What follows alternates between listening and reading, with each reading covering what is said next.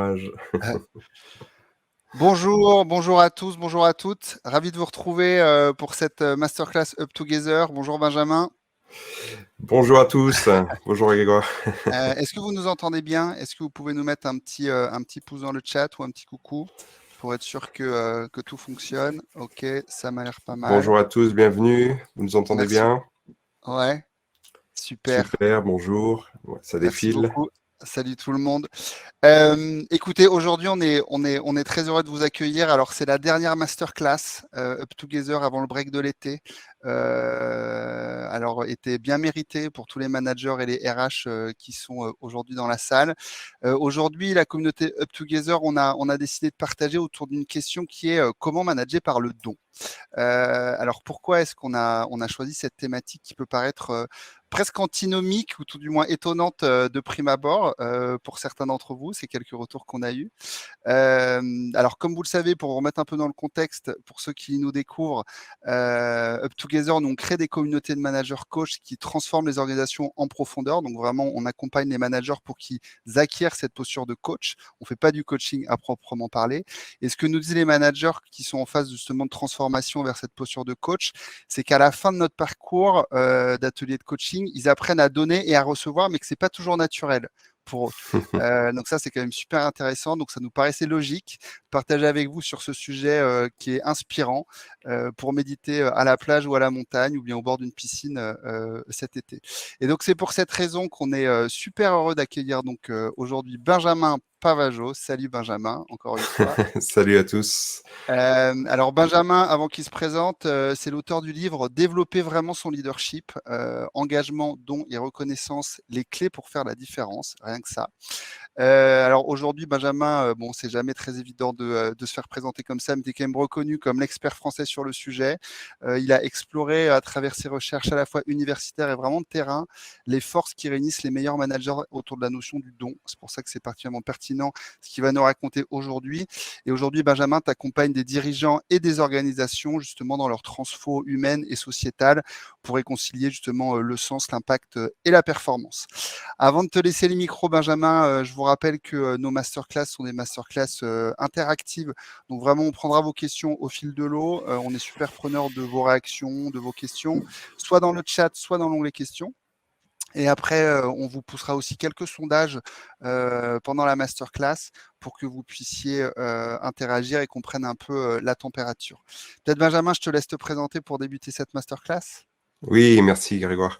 Bon, alors très rapidement, j'ai un parcours avec beaucoup de E-U-R, entrepreneur, auteur, chercheur, voilà, formateur, coacheur, et donc beaucoup aussi de quêtes, de sens au travail, comment manager, engager, créer des collectifs de travail où chacun peut donner le meilleur de soi, de ses talents et avoir un impact positif au sein de l'entreprise et autour. Donc, très rapidement, un parcours donc de création d'entreprise, une agence de communication. Puis ensuite, j'ai intégré un cabinet de conseil en management.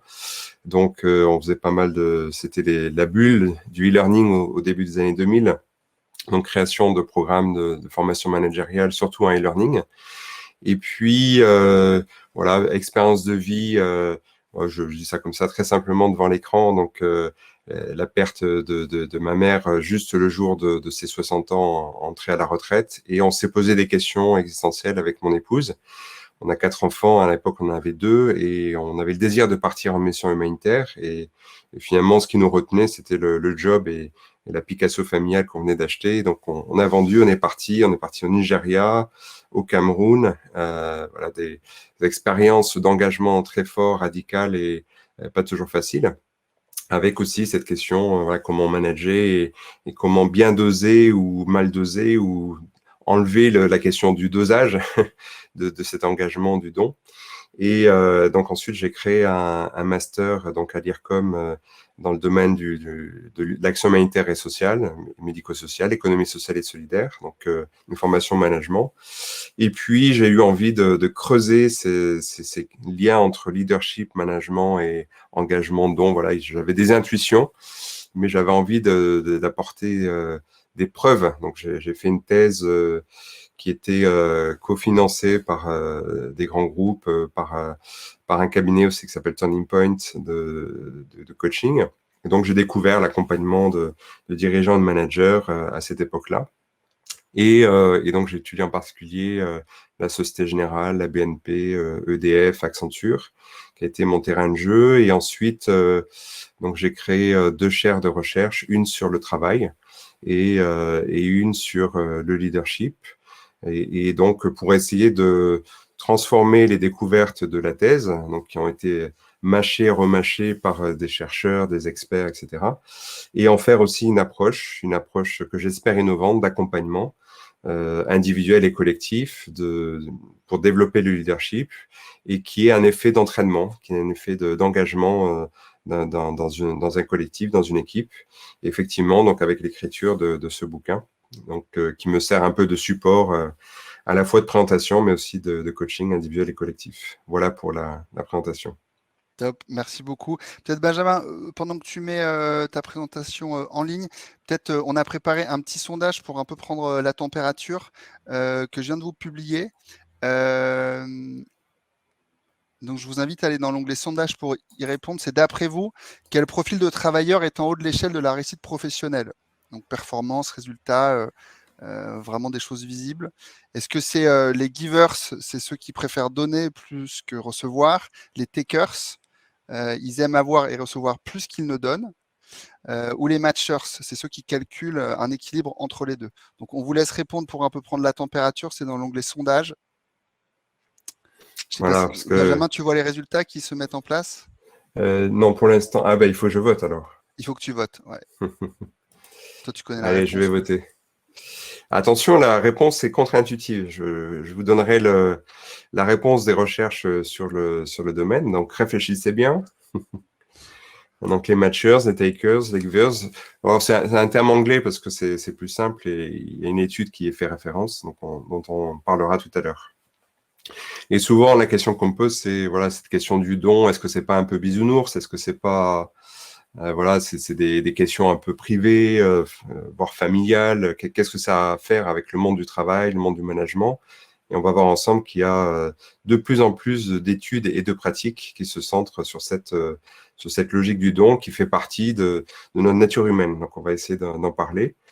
Grégoire, tu me donnes le go, je Vas-y, c'est lance. parti, je t'en C'est prie. parti. OK, donc j'espère que vous voyez l'écran qui s'affiche. Alors, cette image, pour moi, on va partir du leadership, donc c'est le mont qui est tout en haut à gauche, et pour essayer de comprendre quel est le fil conducteur du leadership. Et donc, on va redescendre dans la vallée. On va toucher la terre, là, vous voyez cette terre, cet humus, pour aller chercher dans l'humilité.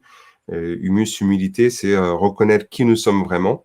Et mon aspiration pour cette masterclass, c'est que vous puissiez vous reconnecter à qui vous êtes vraiment, quelle est peut-être votre vocation en tant que manager leader, quelles sont vos aspirations, qu'est-ce que vous avez envie de donner autour de vous dans vos équipes.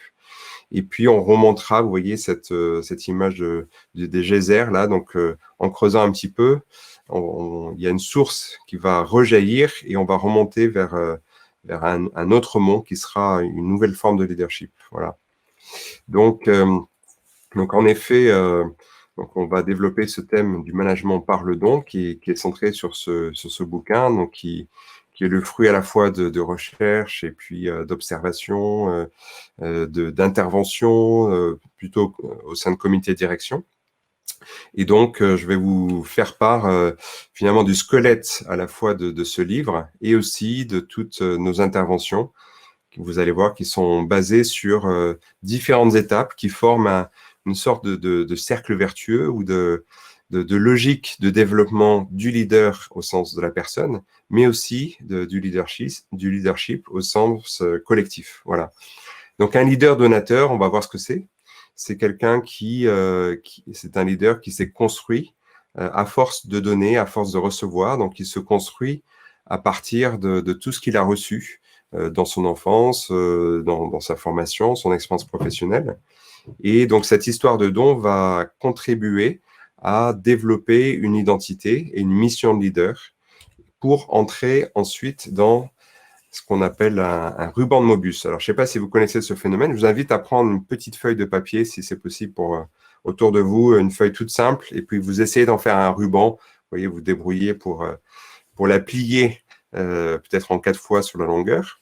Donc, c'est une petite métaphore qui j'espère, exprime l'idée que je veux défendre aujourd'hui. Alors, en fait, cette feuille, c'est vous, tout simplement. C'est une image, hein, évidemment. Donc, il y a une face interne, c'est la face blanche, c'est ce que vous êtes. Et la face externe, face de couleur, c'est ce que vous faites, ce que vous donnez à voir. Et donc, évidemment, c'est pas la même chose. Il y a une petite séparation. Alors, si vous avez des enfants ou si vous côtoyez des enfants, vous voyez que souvent, les enfants, il n'y a pas de frontière de séparation entre ce qu'ils sont et ce qu'ils font, ce qu'ils disent. La vérité sort de la bouche des enfants. Et souvent, par construction sociale, on met une petite barrière de protection qui est nécessaire entre nous-mêmes et le monde extérieur, et au risque petit à petit de mettre un masque, voilà, de se masquer ou de se voiler la face, parce qu'on ne sait plus qui l'on est. Et dans ce que propose souvent le courant du développement personnel, de la psychologie positive, c'est d'aller retrouver ce que l'on est, voilà, et voilà, de faire un retour à soi. Donc, vous voyez dans l'image ce que ça donne. Alors, ça donne une protection, mais c'est insuffisant.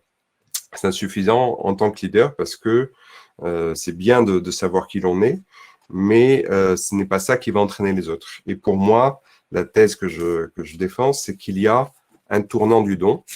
Donc, si vous faites un demi-tour sur un côté du ruban, voilà, vous avez ce que j'appelle le tournant du don, et ça va créer un ruban de Mobius. Un ruban de Mobius, c'est un phénomène mathématique très difficile à expliquer. En fait, quand vous parcourez une face et que vous faites 2 fois le tour, vous revenez au point de départ, c'est-à-dire que de manière infinie, les 2 faces se rejoignent. Donc, l'idée, c'est que en donnant de manière ajustée, donc la question, c'est comment donner en tant que leader de manière ajustée pour que ce que vous êtes puisse être transmis, puisse donner envie aux autres, que vous puissiez incarner ce que vous êtes à travers des actes concrets, et donc il y ait une sorte d'authenticité et un cercle vertueux qui se définit, qui se développe au fur et à mesure de votre engagement en tant que manager. Et donc, lorsqu'on entre dans ce ruban de Mobius, dans ce cercle vertueux, on va s'engager pour un but commun. Donc, c'est vraiment ce qui définit le leadership, c'est de s'engager pour un but commun. Donc, un but qui n'est pas juste personnel, mais qui va entraîner d'autres vers un objectif, un but commun. Et cet engagement se manifeste notamment, pas uniquement, mais notamment par la pratique du don. Et donc, c'est ce qu'on va explorer ensemble, qui va susciter l'engagement des partenaires et créer de la reconnaissance, de la confiance. Et lorsque ce cercle vertueux, ce ruban de Mobius se produit, il vient confirmer une identité et une mission de leader. Et ça n'est pas fini lorsqu'il y a ce phénomène. Donc, c'est pas quelque chose de statique. Hein, c'est pas à un moment donné, on a une qualité de leader et puis ça y est, c'est acquis. C'est sans arrêt, ce cercle presque infini, une dynamique de vie qui va engager d'autres personnes, une équipe, votre équipe, et même toute une organisation. J'ai plein d'exemples concrets qui montrent que voilà, des leaders qui se sont engagés ont réussi à transformer leur organisation. Alors, comment est-ce qu'on arrive à ce cercle vertueux? D'abord, on va faire un petit tour du côté de l'histoire des grands modèles de leadership, des grandes théories. Je ne vais pas les détailler, c'est simplement que vous ayez une vision d'ensemble. En fait, depuis la fin du 19e siècle, on étudie ce phénomène très, très mystérieux du leadership. Et s'il n'était pas mystérieux, on aurait déjà toutes les réponses et il n'y aurait plus de recherche et plus besoin d'en parler. Et progressivement, on s'est intéressé d'abord à la personne du leader. Est-ce qu'il y a des qualités innées qu'il faut avoir pour être un bon leader, entre guillemets? Et on s'est rendu compte que, surtout avec le drame de la Seconde Guerre mondiale, du chef, du Führer, du Duce, etc., qu'on ne pouvait pas se baser uniquement sur les qualités du leader, mais que le contexte relationnel était important. Et donc, à partir des années 60, vous connaissez les théories du management participatif, délégatif, directif, etc. Donc, ça vient de cette époque-là. Et petit à petit, on s'est rendu compte que le leadership était un phénomène qui touchait aussi et qui avait un impact sur l'organisation. Et on est passé d'un leadership transactionnel vers un mode transformationnel. Donc, ça, c'est toute l'époque des années 80. Et début des années 2000, pardon, avec toutes les crises sociétales, financières, éthiques, environnementales, s'est posé la question du rôle, de la responsabilité du leader. Il y en est complètement dedans toujours. Et on s'est rendu compte que finalement, l'enjeu, c'était le leader en développement. C'est-à-dire que pour embrasser tous ces enjeux individuels, collectifs, organisationnels et même sociétaux, le leader était sans cesse en développement. Et puis aujourd'hui, donc ma proposition, c'est de vous donner une approche un peu intégrative qui fasse la synthèse de tout ça. Donc c'est ma proposition. Finalement, quel est le lien de tous ces modèles de leadership? Est-ce que c'est le fait de donner? Donc on va voir. Donc d'où ce sondage là qui vient de cette étude de Adam Grant. Donc il y a 3 grands comportements au travail et on va essayer de voir qu'est-ce qui fait qu'on entraîne les autres. Est-ce que c'est en étant taker, c'est-à-dire on va trouver un moyen de récupérer toutes les bonnes idées, toutes les innovations et les diffuser, ou au contraire, en ce qu'on va plutôt préférer donner, ou être dans une recherche d'équilibre. Et donc, en haut de l'échelle du succès, selon Adam Grant, hein, donc c'est une étude à l'américaine, c'est-à-dire reconnaissance financière, réussite commerciale, etc. Alors, effectivement, pour moi, plus que vous voyez, l'image du boss, là, ce qui fait le leadership, c'est peut-être cette logique du don qui relie le leader aux autres, mais aussi à lui-même. Voilà, c'est difficile de donner sans savoir ce que l'on a à donner, sans savoir qui l'on est.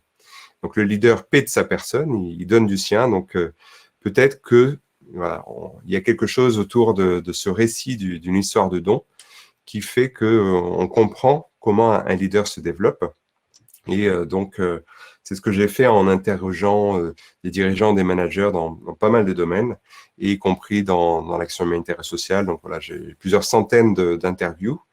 Et ce qui m'a beaucoup frappé, pour donner un petit chiffre, quand je pose la question, qu'est-ce qui fait qu'aujourd'hui vous êtes reconnu comme un leader voilà, dans votre position, c'est seulement 6% des anecdotes sont liées à la réussite technique, opérationnelle des projets.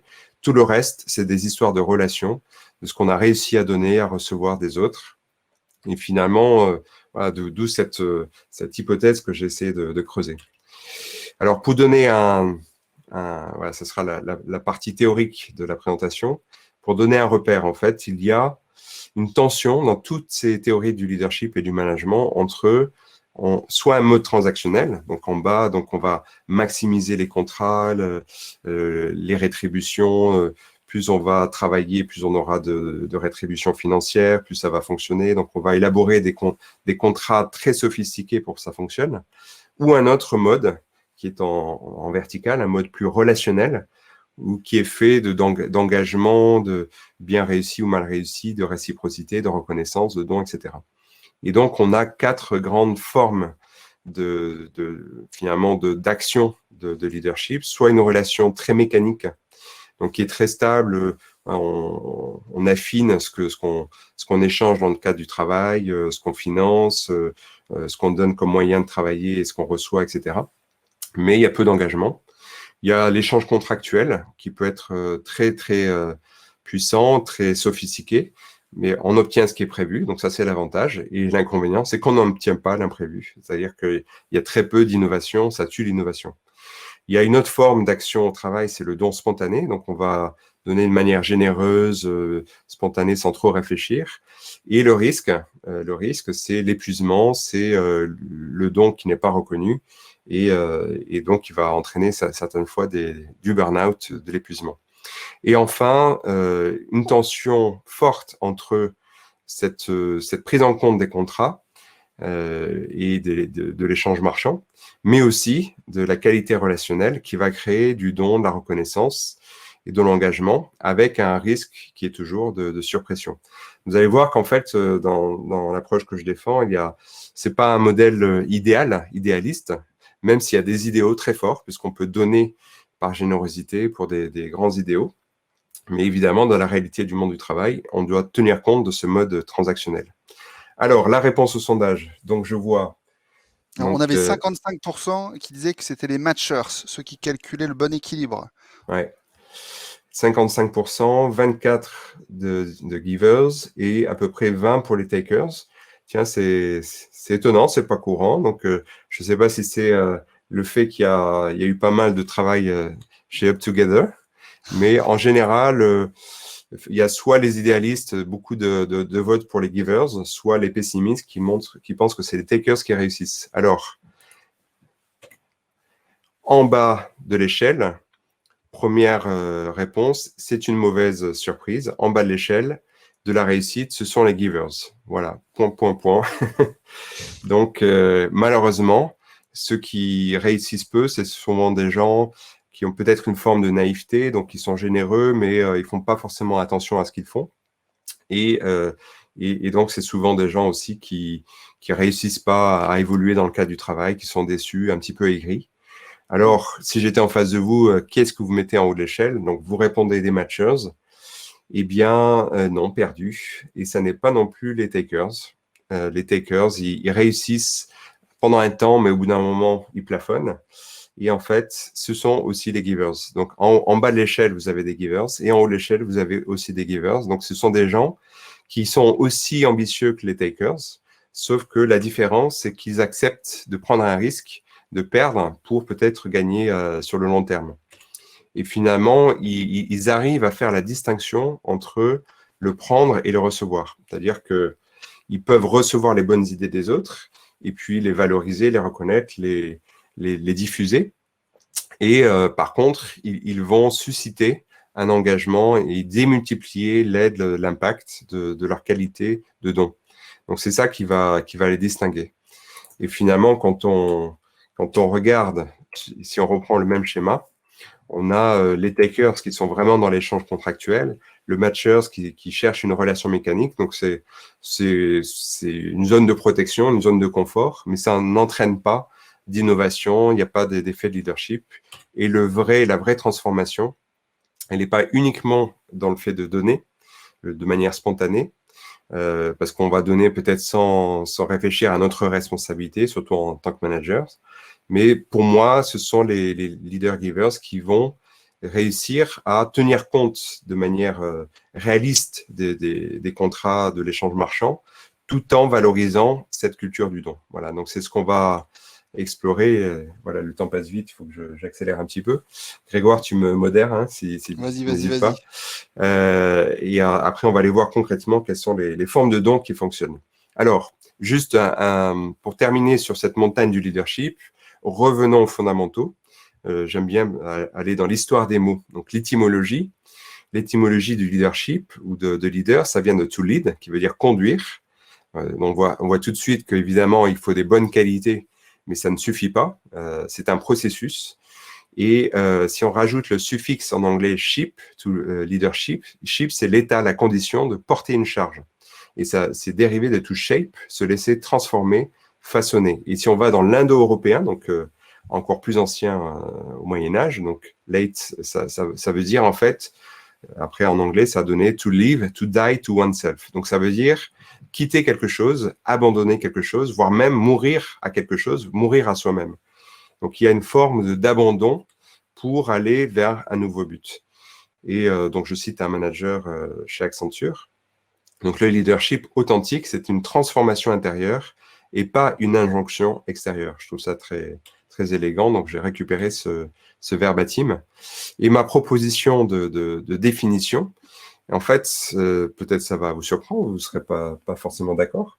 Le leadership est un processus de transformation réciproque. C'est pas d'abord une qualité. C'est vraiment un processus. Ça veut dire que ça se joue dans le temps, ça se joue dans la relation, mais c'est un processus de transformation. C'est-à-dire que le leader, celui qui conduit à un moment donné, est mis en position de conduire les autres et il est transformé par le simple fait de conduire les autres, d'être dans cette situation. Mais il est transformé par l'acte lui-même, mais il est transformé surtout par la relation. Et donc, ce processus, il consiste à se donner en gage, donner un gage de soi, c'est ce qui a donné engagement, hein, donner un gage de soi. Et donc, pour un but commun, ce qui entraîne autrui à donner, voire même se donner pour ce même but. Donc, vous voyez, c'est un processus dans lequel une personne va donner quelque chose qui est cohérent avec ce qu'il est. Et lorsqu'il y a cette authenticité, cette cohérence, eh bien, et que le but commun est jugé comme pertinent, désirable, les autres vont s'engager à leur tour. Et donc, il y a un processus de transformation réciproque, donc qui va s'engager. Vous voyez, pour reprendre cette image, finalement, le fil conducteur de toutes ces théories, c'est la corde qui relie tous ces modèles. Et en fait, pour moi, justement, ce qui nous relie les uns aux autres, ce qui relie les différents modèles de leadership, c'est la logique du don. Voilà. Alors, très rapidement, donc, juste entre parenthèses, ces différentes bulles que vous voyez, ce sont l'objet à la fois d'un chapitre du livre, mais aussi d'approches dans le coaching ou le développement individuel ou d'équipe. Donc, on n'a pas le temps de tout voir, on va se concentrer surtout sur la pratique du don et l'engagement des partenaires. Donc, juste retenez sur la première partie, voilà, quand on descend vers soi, à soi, pour remonter dans l'engagement vers autrui, on se rend compte quand j'accompagne un dirigeant, un manager ou une équipe, c'est qu'en fait, on est fait d'histoires de dons, de ce qu'on a reçu, mal reçu, ce qu'on a réussi à donner, pas réussi à donner. Et tout ça va créer à la fois une force, va confirmer l'identité, mais aussi va créer une insatisfaction. Et j'espère que vous êtes insatisfait, de votre travail, insatisfait de ce que vous n'avez pas encore réussi à accomplir. Et c'est cette insatisfaction qui peut être saine parce qu'elle elle donne envie de s'engager pour un but commun. Et donc, et cet engagement, il se manifeste par une pratique du don. Une pratique du don qui est au milieu du contrat, hein, au milieu du travail. Sauf que jusqu'aux années 2010, on ne le voyait pas, on ne le savait pas. Et là, maintenant, il y a beaucoup de recherches et de pratiques qui s'y intéressent. Et alors, je suis le seul à avoir fait le lien entre leadership et don, mais il y a beaucoup d'études qui montrent que le don au travail est hyper impactant de manière positive. Mais c'est aussi subtil et on verra qu'il y a des conditions pour que ça marche. Alors, le don implique une ouverture, une incertitude, contrairement au contrat ou contrat marchand, où on sait que si on va acheter tant, on va avoir tant, ou si on embauche quelqu'un pour une fiche de poste, a priori, il va rétribuer, il va donner, enfin, j'allais dire donner, oui, il va donner une force de travail en échange. Sauf que là, dans le don, c'est ouvert, c'est incertain, on ne sait pas trop. Et puis, il y a une intensité plus ou moins forte du don de soi. Alors, souvent, enfin, on a commencé par étudier cette question du don au travail via le don à l'organisation. C'est-à-dire qu'on donne pour l'entreprise, on se donne pour l'entreprise. Sauf que plus j'avance dans mes recherches, plus je me rends compte qu'en fait, l'organisation, c'est une personne morale, mais elle est finalement représentée par des personnes physiques. Ça va être le dirigeant, ça va être l'équipe, ça va être le manager, ça va être les collègues. Et on va donner à l'organisation, on va donner dans son travail, on va donner à des personnes. Et puis, il y a une espèce de flou qui rend difficile la compréhension de cette logique du don. Et en fait, justement, une première chose que je vais vous inviter à faire, c'est d'essayer de comprendre qu'est-ce que vous donnez et à qui vous donnez. Est-ce que vous donnez à vos collègues, à vos clients, à vos managers, à vos dirigeants, à l'entreprise? Donc ça, c'est une première étape du discernement, du leadership, pour savoir finalement qu'est-ce que je donne et à qui je donne. Et j'ai repéré, donc ce que vous voyez affiché, différentes formes de dons qui sont plus ou moins ouvertes, plus ou moins certaines d'un côté, et puis de l'autre, plus ou moins intenses. Alors, c'est une gradualité que je propose, qui est plus à vertu pédagogique, qu'on ne peut pas exactement calculer. Ça serait d'ailleurs peut-être dangereux, mais il y a différentes formes de dons pratiquées par un leader. Grégoire, tu me donnes jusqu'à... Ou on donne jusqu'à midi 20 et après on prendra quelques questions. Ça te va? Ok, ça marche. Donc, je vais... Benjamin, Ouais. pour rebondir, c'est vrai que juste te dire que nous, ça dans les... ah, le téléphone Pardon, sonne. je suis désolé. Qu'il y a Je beaucoup vais écouter. dans les ateliers Up Together, nous, beaucoup de managers qui nous disaient, pour reprendre les verbatims de leur équipe, qui Ouais. disaient, «J'ai l'impression d'avoir beaucoup donné pour l'entreprise, j'ai l'impression que mes collaborateurs ont beaucoup donné, ils sont en train de Mmh. tirer la langue». Voilà, donc c'est vrai que pour rebondir sur ce que tu disais et en fait, ils savaient plus vraiment à qui et pourquoi ils donnaient Ouais. en fait, Excellent, voilà, pour excellent. étayer ce que tu dis. Donc, ce que je propose, c'est de définir d'abord quels sont les types de dons que pratiquent les leaders. Voilà, donc c'est ceux que vous voyez s'afficher. Et ensuite, on verra les conditions pour que ça fonctionne. D'accord? Et effectivement, il y a une première question, c'est à qui est-ce qu'on donne? Donc, d'abord, il y a une forme de don de soutien dans l'activité. Ça fait partie du job de manager que de soutenir ses collaborateurs dans le travail, de leur donner l'outil de travail. Sauf que dans la manière de faire, dans la qualité de présence, ça peut être perçu comme un don. Donc, Ibrahim, par exemple, me racontait qu'il était resté tard le soir pour aider un collaborateur. Et en m'engageant avec lui, en prenant son problème à bras le corps, sans juste lui dire « Ah, ok, courage », comme on pourrait le faire peut-être après une visio à distance, mais en essayant vraiment de le soutenir, j'avais pu justement l'aider. Je sais qu'il avait le sentiment qu'il pouvait compter sur moi. Donc, ça crée la confiance. Et bien, en termes d'engagement, derrière, c'est vraiment plus fort. Donc, l'enjeu ici, le conseil, c'est de viser la qualité du don plus que la quantité. Donc, dans le soutien, c'est pas tant de faire des horaires Mmh. interminables, c'est vraiment une capacité au bon moment à soutenir le collaborateur. La deuxième forme de don, c'est une expertise, le don d'une expertise personnelle. Donc, c'est le fruit du temps, du travail, de toute une expertise. Et en fait, donc ça contient vraiment une partie de l'identité, ouais, presque du génie humain que l'on va transmettre. Et voilà, l'actualité fait que j'ai choisi ce verbatim qui est hyper beau, enfin, qui résume bien ce que j'ai envie de vous partager. Ce qui me motive dans mon engagement en tant que directrice, c'est la volonté de transmettre, d'encourager et d'aider mes collaborateurs dans leur développement professionnel. Je donne et je reçois énormément, on est dans l'échange, je peux parfois être agacé ou débordé, mais cette qualité de relation, elle reste. La reconnaissance des collaborateurs, dans la confiance et les encouragements que je leur donne, c'est prenant. Mais je sais que je suis à ma place. Vous voyez, donc j'ai mis en grâce à ma place. Vous voyez bien que dans voilà, ce donner, recevoir, cette reconnaissance, elle est confirmée dans son identité. Donc le but là, c'est de faire grandir ses collaborateurs et ce qui a un effet démultiplicateur. Une troisième forme de don qui m'a beaucoup étonné parce que je trouvais ça presque prosaïque ou un peu banal, et en fait non. C'est le don de convivialité, et c'est pas facile à distance. C'est donner des occasions de célébration de réussite pour remonter le moral des troupes, avec ici l'enjeu de ne pas en faire trop ou de manière Mmh. décalée. Je donne cet exemple de Yves Rocher, directeur de la partie logistique de Yves Rocher, entre parenthèses, qui a été élu meilleur site de e-commerce plusieurs fois. Et on est allé avec des collègues étudier qu'est-ce qui fait que ça marche dans cet entrepôt de logistique. C'est justement, il y a une très très forte convivialité, solidarité entre les équipes, et notamment facilitée par ce dirigeant qui est là quand il faut mettre un coup de bourre. Il arrive avec des croissants. Enfin voilà, il montre beaucoup de convivialité et d'encouragement. Il y a, pardon, il y a un don qui est un peu au centre, qui est euh, voilà, je vois une question, différence entre posture du manager leader. Question récurrente. Pour moi, un manager dirigeant, ça c'est une fonction, un statut, il exerce d'un côté de la gestion, et on est plutôt sur les trois premières formes de dons que je viens d'exposer.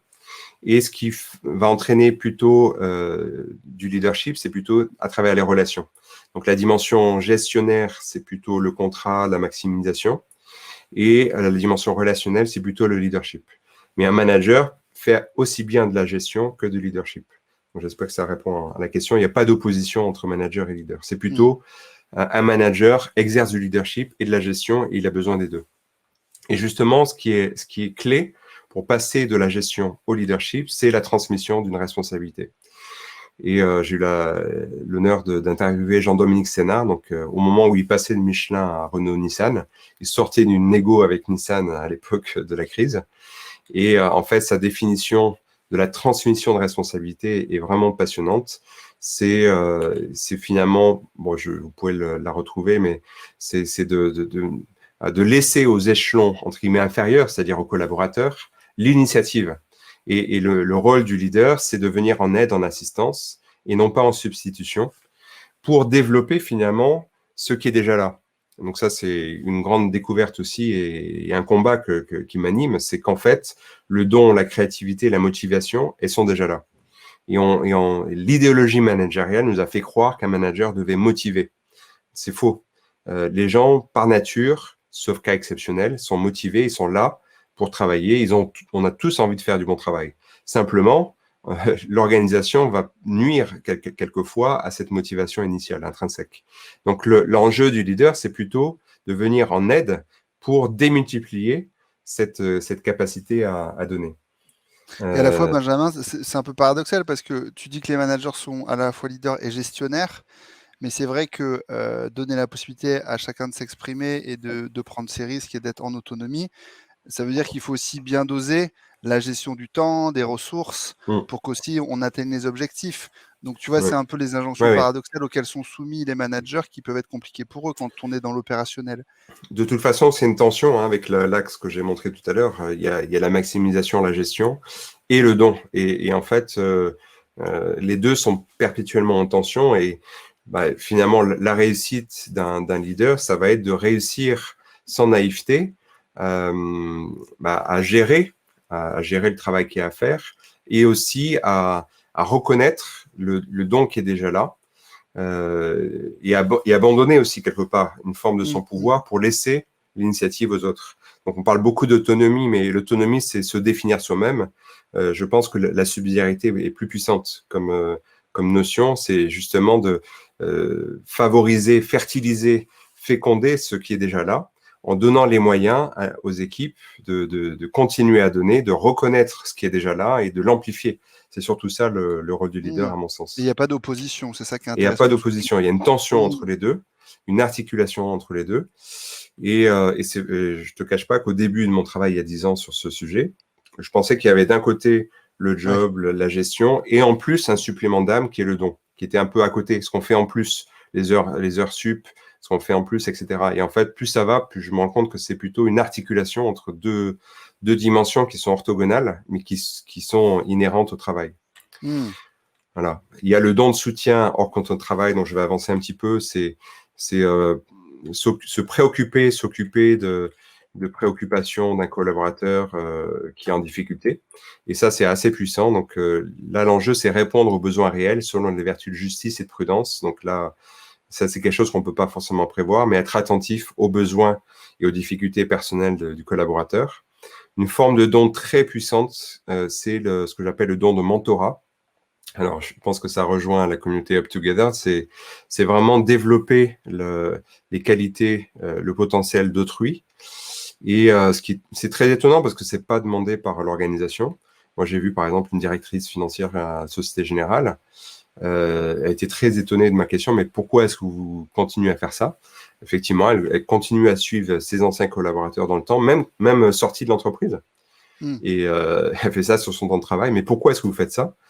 C'est quelque chose qui me nourrit. Voilà, ça fait.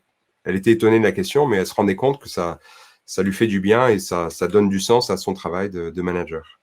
Donc là, l'enjeu pour être un leader mentor, c'est de chercher à ce que ce soit équilibrant. Pas équilibré au sens du contrat, mais équilibrant. Ça procure un bien pour soi et aussi pour autrui. Et enfin, la dernière forme de don, qui est la prise de risque pour autrui. Et donc ça, c'est quelque chose qu'on ne peut pas anticiper, qu'on ne peut pas prévoir. Tu peux lancer le sondage, Grégoire, en même temps. Donc, vous verrez qu'il y a un sondage. Je vais expliquer dans un instant. Dernière forme de don, donc c'est le choix de prendre un risque pour quelqu'un, pour son équipe, quelquefois face à la hiérarchie, face au courant majoritaire, face à la majorité, face peut-être quelquefois aux clients, mais se donner en gage en fait pour le bien de sa communauté. Et j'ai vu ça par exemple chez Jérôme, donc directeur d'un centre de téléconseiller en assurance. Vous voyez un peu l'ambiance avec les compteurs partout, les coups de fil et tout. Et donc, on lui mettait la pression pour qu'il y ait plus de productivité. Il a dit non, tant que je serai là, je suis là pour 3 ans, je m'opposerai à ça. Et donc, parce qu'il a compris que en protégeant ses collaborateurs, il y aura peut-être moins de productivité à court terme, mais à long terme, ça fonctionne mieux parce qu'ils seront plus épanouis et plus efficients. Et effectivement, il n'a pas de grève, un bon climat social. Donc, l'enjeu, c'est répondre à la demande avec prudence. L'idée, c'est pas de se sacrifier, mais aussi de penser à l'impact de nos actes. Alors, sondage. Sondage, c'est Spontanément, parti. c'est Voilà. parti. Avant de poser. Spontanément, quelle est votre forme de don spontanée? Voilà, donc, Et après que tu nous dises on a comment est-ce qu'on déjà... équilibre tout ça, est-ce qu'il faut qu'on ait ces 8 dons pour bien manager par le don? Est-ce que c'est l'équilibre? Est-ce que, enfin, voilà, moi, je suis très curieux que tu me dises, c'est vrai qu'il y en a qui apportent les croissants naturellement, d'autres pas, d'autres qui aiment plutôt mentorer ou partager leur expertise. Et c'est vrai qu'en tant que manager, moi, je me dis, mince, celle-là, je ne l'ai pas du tout, est-ce qu'il faut que j'aille la chercher? Hmm. Enfin, bon, je suis curieux que tu me répondes sur ça. Ouais, ok. Alors, du coup, je vais aller sur l'étape d'après, qui est l'engagement des partenaires. En fait, qu'est-ce qui crée l'engagement en retour? Ce que j'ai pu constater, et je suis rassuré par les résultats du vote, du sondage, c'est le don de soutien dans l'activité. Ça, c'est vraiment la base. Si vous ne soutenez pas dans l'activité vos collaborateurs, en fait, vous allez devenir ce qu'on appelle un manager planeur qui est sur ses tableaux de bord et qui est pas dans le travail réel. Donc, vraiment, la première forme de don que je vous encourage à développer, c'est le don de soutien dans l'activité. Et ça a un impact très fort. Et quelque chose qui m'a étonné, et ça c'est très enseignant, c'est ce que m'ont dit les collaborateurs des leaders que j'ai interviewés, qu'est-ce qui vous frappe dans le leadership de votre manager? La réponse, c'est la capacité à redonner en retour. C'est-à-dire que c'est ça qui est génial, c'est que le leader n'est pas celui qui est auto-centré, qui est la propre source du don, qui est le seul donateur, en fait. Un leader, il va réussir à démultiplier le don qui est déjà là et reconnaître et même répondre aux dons faits par les collaborateurs. C'est-à-dire, ça suppose qu'ils sachent recevoir. Et ça, c'est un vrai enjeu. Finalement, les collaborateurs, ils donnent déjà. Ils donnent au travail, ils donnent aux équipes. Et celui qui va, pour moi, générer du leadership, c'est celui qui va être capable de le recevoir, de le reconnaître, de l'encourager et de le démultiplier. Et puis, la don avec prise de risque pour ses collaborateurs, ça a un impact très puissant. C'est de temps en temps, mais c'est un impact très, très, très puissant. Mais Benjamin, tu as Oui. vu dans le sondage quand même, on a que 7% et 0% pour la transmission de responsabilité et justement le risque pour autrui. Donc est-ce qu'on n'est pas là dans un moment où culturellement quand même on a une histoire de nos formations managérielles qui perdure, j'ai envie de dire, parce que voilà, le transfert de responsabilité, on est à 0 quand même. Ouais, intéressant. Ouais, il y a En fait, c'est quelque chose qui n'est pas facile à mettre en place. C'est à un moment donné de se dire, ouais, il y a peut-être quelque chose qui me tient à cœur ou que j'ai envie de garder parce que ça me donne du pouvoir, entre guillemets. Eh bien, je vais le transférer, le transmettre à un collaborateur pour qu'il puisse lui-même exprimer à son tour ses talents, son engagement. Et donc, effectivement, c'est quelque chose d'assez subtil. On peut le faire au moment de la fiche de poste, mais de donner une tâche, une mission aux autres, en fait, ça va créer un engagement très, très fort. Donc, en effet, c'est quelque chose qui n'est pas spontané parce qu'on va vouloir garder quelque part son pouvoir ou garder par bonne conscience ce qui nous semble important de garder comme responsabilité. Or, justement, à un moment donné, de transmettre une mission, transmettre une responsabilité, eh bien ça va générer beaucoup d'engagement. Alors, on va aborder la dernière phase, c'est les risques du don et ensuite les conditions pour que ça fonctionne. Le don n'est pas bon en soi. Donc ça, c'est Ah d'où mince, alors on aussi n'a rien compris alors. le don, c'est une logique subtile. Et la question, c'est à qui on donne, pourquoi est-ce qu'on donne, comment est-ce qu'on donne. Et ce qui est intéressant de voir dans l'étymologie, c'est que il y a une double étymologie latine et grecque. En grec, ça vient de dosis, la dose de poison, l'antidote. Donner une dot, ça crée de la dette, hein, don, dette, dot. Donc c'est quelque chose qui nous empoisonne. Donc on peut être empoisonné par le don, le cadeau empoisonné. Et en allemand, en anglais, ça vient du mot allemand gift, qui veut dire poison. Donc le don peut être un poison, et en fait, le don mal vécu, mal donné, mal reçu, est empoisonnant, est embarrassant. On est même gêné dans notre vie quotidienne, hein. Et au travail, encore plus. Si quelqu'un nous rend un service, on se dit, qu'est-ce que je dois faire? Est-ce que je dois lui rendre? On se sent un petit peu endetté. Donc, en fait, mon propos, c'est de transmettre un vocabulaire, une subtilité, une connaissance de cette logique qui est fondamentalement humaine, en fait, qu'on retrouve dans toutes les sociétés, quelles que soient les cultures. On commence par donner, et même dans les relations commerciales, hein, entre clients et fournisseurs, on s'aperçoit que des chaînes de valeur qui fonctionnent sur la durée, c'est quand il y a une circulation du don, même entre clients et fournisseurs. Et sauf que dans le travail, il y a plein de situations où finalement le don ne fonctionne pas, pour plein de raisons. Donc j'en ai relevé 9. Hein, donc j'ai un chapitre sur cette question-là. L'absence de soutien managérial. Et vous voyez bien que vous avez répondu, qu'est-ce qui est le plus important? C'est le soutien dans l'activité. Et donc, lorsqu'il n'y a pas ce soutien, c'est dramatique. Une cause d'épuisement ou de mal vécu du don, c'est la difficulté à recevoir. Et là aussi, on a vu ce qui crée l'engagement chez un collaborateur, c'est quand le leader reconnaît que le collaborateur a reçu et répond à ce don. Et donc, si le leader ne reçoit pas et ne rend pas avec panache quelque part, eh bien, il va pas créer d'engagement, et lui-même, il va s'épuiser. L'absence de ressourcement en dehors du travail, et ça va aussi avec l'identification, la fusion au travail. En fait, plus on va s'identifier au travail, et si le travail est malmené, soi-même, on va être malmené, et on va aller vers l'épuisement.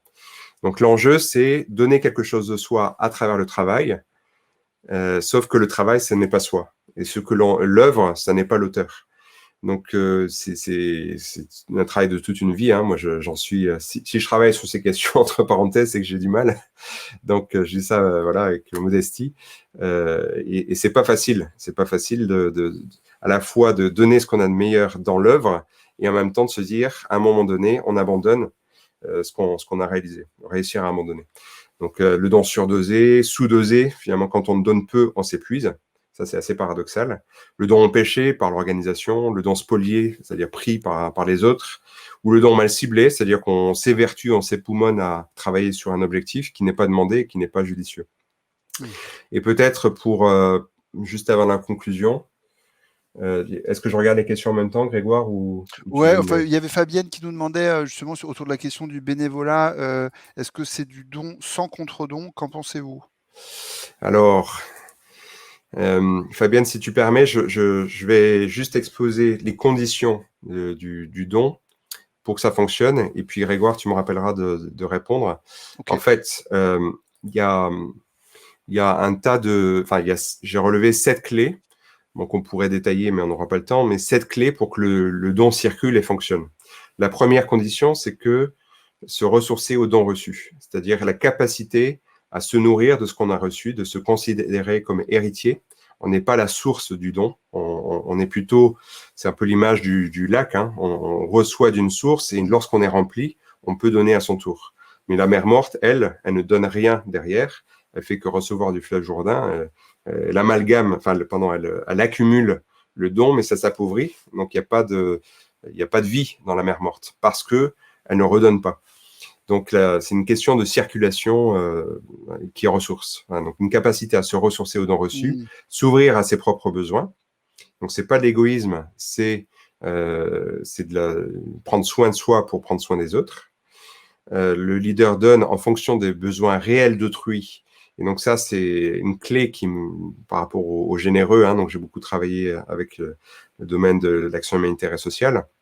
Donc le burn-out, c'est vraiment ça touche les généreux, ça touche les donateurs. Donc, souvent parce qu'ils donnent en se pensant généreux et en pensant que l'autre a besoin de notre don. Et en fait, il y a une déconnexion par rapport aux besoins de l'autre. Et ça, c'est quelque chose qui épuise. Sans exiger un effet précis, c'est-à-dire que lorsqu'on donne pour le travail, on va donner pour soutenir dans l'activité. Si c'est pour obtenir un effet précis, ça va tuer le don et ça va tuer la créativité. Donc là, il y a une forme de détachement. donner sur la durée pour le but commun. Donc ça, c'est cette cinquième clé qui fait qu'il y a du leadership. Parce qu'on donne tout ce travail, mais ce qui va entraîner le processus de leadership, c'est quand ça sera pour un but auquel les autres vont pouvoir s'associer. Se satisfaire du don bien fait, il y a du plaisir, il y a de la joie à donner, déjà dans le simple fait de donner. Si en plus c'est reconnu et démultiplié, ça donne une troisième joie, mais il y a déjà une satisfaction au simple fait de donner. Et puis, sans rien exiger en échange. Et là, c'est le bout du chemin, c'est une forme d'abandon en fait. On a donné quelque chose et on abandonne. Donc voilà, donc je reviens sur la question, est-ce que le bénévolat est une forme de don contre don? Bon, déjà, il y a le don dans le travail. On peut donner en dehors du travail, et je vois des organisations qui encouragent le mécénat pour réinjecter une culture du don dans le travail. Donc ça, c'est très bénéfique. Et ce qu'on observe dans le bénévolat, c'est qu'il y a souvent, de manière encore plus aiguë, une attente de reconnaissance, une attente de contre-don, un manque d'abandon par rapport à ces clés, notamment du leader donateur. Et les bénévoles vont concentrer leur générosité sur un moment donné. Et en fait, si c'est pas reçu, si c'est mal reçu, si c'est pas reconnu, ils vont être déçus, insatisfaits, etc. Et pour les salariés dans les structures de bénévolat, c'est très compliqué à gérer. Donc, il y a un apprentissage également dans le domaine associatif de la qualité du don. Et Oui. il y avait une question qu'on avait reçue en amont, Benjamin, quoi, qui était comment est-ce qu'on peut faire dans ce que la personne avait appelé un écosystème féroce, où les autres membres du collectif, donc moi N+1, mais N-1, ou bien les autres managers, sont plutôt dans un esprit de compétition que de don. Toi, c'est quoi ton conseil pour les managers?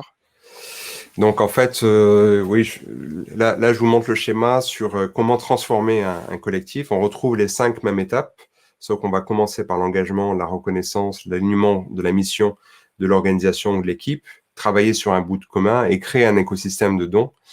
Et effectivement, il y a 3, c'est un peu on arrive à la fin du processus, hein, pour que ça fonctionne, pour que ça circule et que ça crée un vrai écosystème de dons.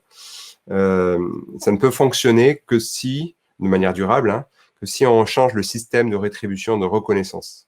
Donc, si les leaders ne savent pas reconnaître le don, si la rétribution financière, etc., cherche à étouffer cette logique du don, ou alors, bon, le pire, c'est quand elle est absente, mais ce qu'on constate, c'est que même si les gens sont bien payés ou s'ils ont de bonus, mais que leur contribution personnelle n'est pas reconnue, il y a une vraie perte de sens au travail. Donc, en fait, là, l'enjeu, c'est vraiment de réussir à se dire pourquoi est-ce que je donne. Si dans mon environnement de travail, c'est pas favorisé, c'est pas facilité, à qui est-ce que je donne? Pour quelle intention? Est-ce que c'est pour me satisfaire moi uniquement? Est-ce que c'est pour à l'autre opposé? Est-ce que je suis dans une forme de sacrifice où je m'oublie complètement? Vous voyez, c'est 2 extrêmes qui vont faire que ça ne va pas fonctionner. Donc c'est plutôt, on dit que le bien ne fait pas de bruit et le bruit ne fait pas de bien. C'est petit à petit. Il faudrait développer, mais petit à petit, avec une personne, avec une équipe, de faciliter cette circulation du don, il va y avoir petit à petit un effet d'entraînement. Et ce qu'on observe, hein, je ne sais pas si vous connaissez le dilemme du prisonnier, ceux qui sont généreux, ils perdent au premier tour. Par contre, si vous êtes dans le don sur des coopérations sur le long terme, petit à petit, ce sont les donateurs qui changent la culture. Et donc, ça nécessite peut-être d'y aller à plusieurs, d'où la nécessité de se retrouver avec d'autres leaders donateurs qui vont s'engager petit à petit à changer le système. Donc, vous voyez, Et là, ça... Ouais. juste Benjamin, comme on a à la fois des managers et des RH qui sont présents aujourd'hui, des fonctions RH, comment justement les gens des ressources humaines peuvent comment dire, participer à l'évolution culturelle en interne de cette notion de don? Parce qu'on a beaucoup parlé des managers, comment eux, ils peuvent manager par le don, mais c'est aussi comment est-ce qu'ils peuvent susciter le don en interne, au sein des équipes, interservices. Tu vois, est-ce qu'il y a d'autres choses un peu plus macro pour pour que cette logique de don se diffuse au sein de l'organisation que tu pourrais partager? Alors peut-être plus pour les RH. Ouais, tout à fait. En fait, le don, il va avec l'abandon, le pardon. Alors ça, c'est très engagé ce que je vous dis, mais c'est en même temps, ça fonctionne. Il y a souvent dans les organisations, il y a un refus de l'histoire. Donc ça, c'est très, très macro et presque même une question de temps. Prenons l'exemple de Microsoft, hein, Satya Nadella, il a remonté Microsoft, qui était en perte de vitesse extraordinaire. Vous savez comment? En fait, en créant une culture du care, donc en soignant la culture et à travers les récits. Il a demandé à tous ses dirigeants de parler de qui ils sont et de raconter dans leur récit ce qui donne un sens à leur travail et d'aller quelquefois jusqu'au pardon. Donc, il a fait des réconciliations avec Apple, avec Amazon, etc. Donc, en fait, le pardon, sans être poète, hein, donc c'est une condition pour que le don puisse continuer à fonctionner. C'est-à-dire que s'il n'y a pas eu de la part des dirigeants d'aveu, même de reconnaissance de leurs erreurs, une incapacité à reconnaître leurs erreurs, la confiance, de toute façon, ne va pas être rétablie. Donc là, bon, je ne réponds pas complètement à ta question, mais c'est une condition qui fonctionne. Quand les entreprises arrivent à relire leur histoire et accepter finalement leurs erreurs et à les dépasser, donc ça, c'est une condition pour recréer la confiance. Alors, bon, oui. Vas-y, je t'en prie. Non, parce qu'il y avait une autre question de Miguel, mais c'est vrai que c'est une question un peu complexe au niveau de l'organisation, mais déjà, ça nous donne une piste sur, pour toi, une condition favorable pour que ça se passe. Et pour le coup, si on prend le manager au niveau de son équipe, si lui, il souhaite qu'au niveau des collaborateurs, cette notion de don et finalement de solidarité soit peut-être plus présente, là aussi, un conseil pour notre communauté? Alors attends, je finis la question RH. Donc, bon, c'est aussi la question de la reconnaissance. La reconnaissance, elle est la rétribution financière et aussi la reconnaissance du travail réel, de ce que font réellement les personnes et de leur contribution personnelle. Donc il y a je dirais, un réapprentissage de la vraie reconnaissance qui va au-delà du feedback positif. C'est une capacité à reconnaître la contribution personnelle parce que la rétribution financière ne suffira pas. Donc, ta question, Grégoire, c'est C'est au niveau de l'équipe du manager pour qu'il y ait plus ouais, de dons et finalement de solidarité au sein de enfin, entre les collaborateurs. ouais. Donc la question, c'est pas la question du plus, mais la question du mieux. Donc l'enjeu, c'est pas de donner plus, c'est donner mieux. Ok. Donc déjà, je l'ai dit tout à l'heure, c'est d'aller avec cette intelligence, cette subtilité, enfin ce vocabulaire du don, de repérer finalement ce que les collaborateurs font déjà, ce qu'ils donnent déjà, et sans en faire trop, de manière appropriée, d'aller reconnaître et de le mettre en mots, de dire, voilà, c'est super ce qui a été donné, de raconter ce qui s'est joué, de le célébrer, de l'amplifier au sens de montrer que ça fonctionne et de le faire circuler. Mais bon, ça part déjà de l'attitude du manager, hein, qui va lui-même réapprendre à bien donner de manière ajustée, avec les 7 clés que j'ai développées. Donc, à la fois se dire, j'ai vu une question, c'est difficile de ne pas donner sans attendre un objectif précis, un effet précis.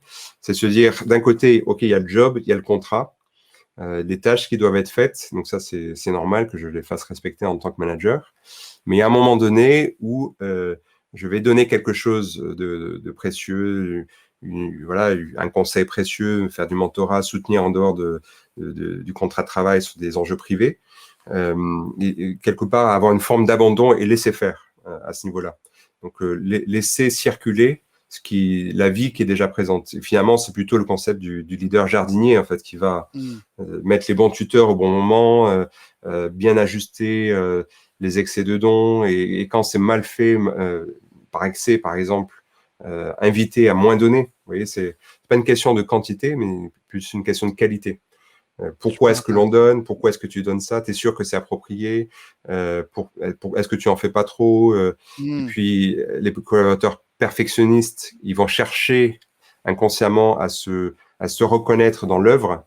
Et peut-être le rôle du manager va être de les inviter à prendre un petit peu de distance par rapport à leur œuvre et se poser, dire, voilà, quels sont tes besoins, jusqu'où tu peux aller, est-ce que c'est vraiment nécessaire d'aller Hmm. jusque-là? Voilà. Alors super transition. Alors avec la question de Miguel, je vais te laisser y répondre. C'est comment agir avec un partenaire qui donne trop. Et en parallèle, je vous pousse un autre petit sondage parce que on parlait justement des RH. Pour ceux qui sont intéressés, on fait justement des ateliers de coaching collaboratif entre RH pour que vous découvriez un peu ce qu'on fait. Donc n'hésitez pas à répondre dans le sondage si vous souhaitez y participer. Et je te laisse répondre, Benjamin, à la question de Miguel. Avec un partenaire donc de travail qui donne trop, en fait, la question c'est derrière, il y a certainement un besoin de reconnaissance que nous avons tous. Donc, alors ça dépend si c'est un collaborateur, un collègue, un partenaire. Donc, la capacité à échanger avec cette personne, mais je reviens sur les 7 clés.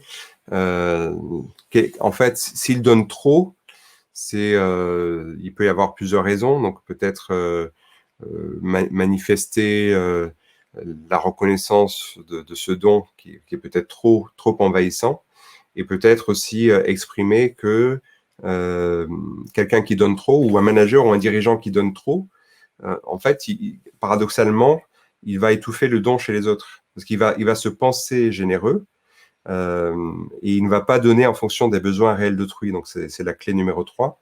Et donc là, pour celui qui subit, entre guillemets, cet excès de générosité, exprimer tout simplement, voilà, quand tu donnes tout ça, moi, je me sens pas capable de répondre, je me sens pas capable de donner à la hauteur de ce que toi tu donnes.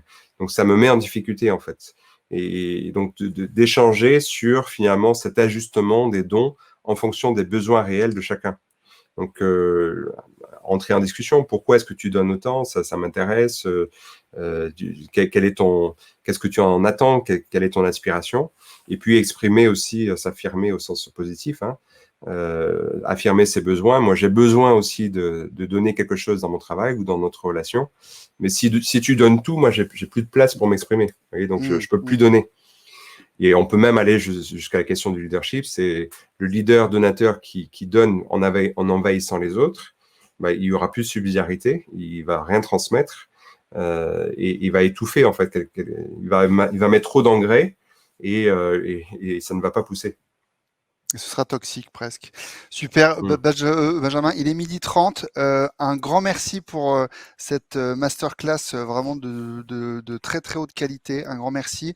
On a un petit rituel chez Up Together. C'est si tu devais donner un seul et unique conseil au manager pour qu'il commence à manager par le don, lequel serait-il? Je te laisse 10 secondes pour réfléchir.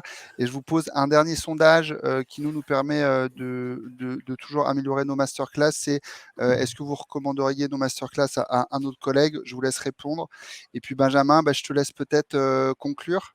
Oui, alors j'avais affiché avant que tu poses la question cette phrase de Saint-Exupéry, quand tu donnes, tu reçois, plus que tu ne donnes, car tu n'étais rien et tu deviens, et j'ai rajouté leader. En fait, pour justement développer votre leadership, je vous invite à faire mémoire de ce que vous avez reçu.